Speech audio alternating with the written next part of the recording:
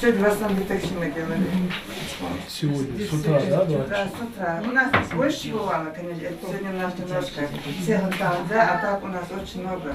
До 90, до обеда, Первым делом Эсет Буква интересуется, сколько детей сегодня привили в детской поликлинике, и отмечает, что отказываются от вакцинации те, кто мало проинформирован в этом вопросе. В рамках инспекционного выезда совместно с министром здравоохранения и руководителем Роспотребнадзора Ингушетии они побеседовали с мамами, объяснив им важность и необходимость вакцинопрофилактики. Если сделал ребенку чиха 3 месяца, 4,5, 6 месяцев, 12 календарей, прививки, все, у тебя ребенок защитится. Тысячи бердаш, да, охвали сейчас, опять тысячами, возглавляться, да. А мы знаем, полиомиелит – это в лучшем случае инвалид, в худшем случае даже не хочется об этом говорить. Подите, видите. Медицина шагает в ногу со временем, и на сегодняшний день существует ряд вакцин, например, от кори, паротита и краснухи. В республиканской поликлинике делают практически все виды детских прививок. В последнее время врачи также отмечают и рост желающих вакцинировать своего ребенка. Кроме того, гости также проверили условия хранения лекарственных препаратов в детской поликлинике. Немало родителей обеспокоены этим вопросом, так как при неправильной температуре эффективность вакцины может снизиться, а значит, она хуже защитит от инфекции. Вот такими обкладами на период этой транспортировки. Но это временно, в течение часа-двух имеет право, пока. Да, только нельзя токсин. Вот хладоэлемент.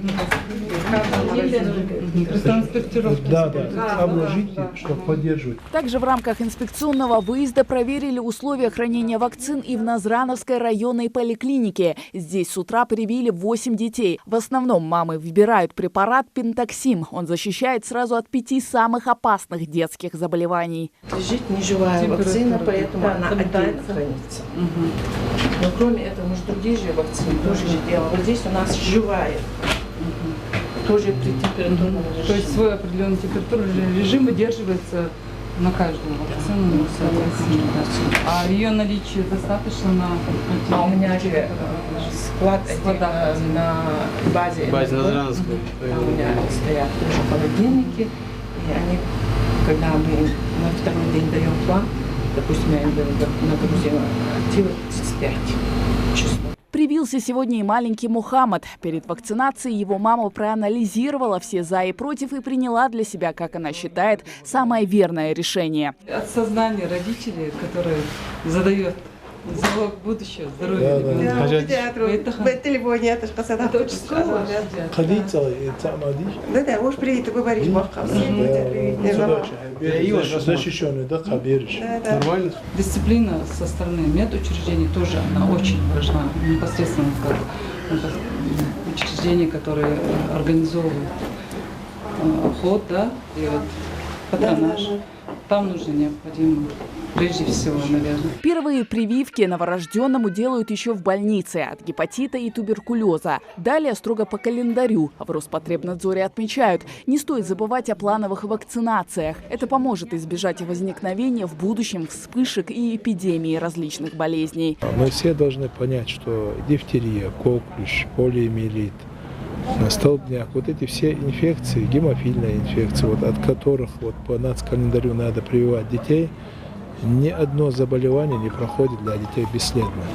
Поэтому сегодня надо, я думаю, защитить своих детей родителям. Я прошу родителей использовать сегодня вот эфир, чтобы люди, мамаши, отцы повернулись к своим детям, чтобы сделали вакцину. Единственное, вот, не заразиться – это только вакцинация. К слову, Роспотребнадзор в течение года практически ежедневно проверяет соблюдение условий для хранения вакцин, начиная от поставки препаратов в регион. Поэтому нарушений в рамках инспекционного выезда выявлено не было. Необходимо отметить, что дисциплина среди родителей у нас очень налаживается по поводу прививок. То есть все-таки удалось нам довести до сознания, что это необходимые меры, которые являются залогом здоровья наших детей. На должном уровне налажена здесь работа непосредственно в прививочных кабинетах. Также мы просмотрели склады, где хранятся препараты, предназначенные для вакцины, с полным соблюдением требований санпина, температурного режима, также холодовой маршрут налажен правильным образом.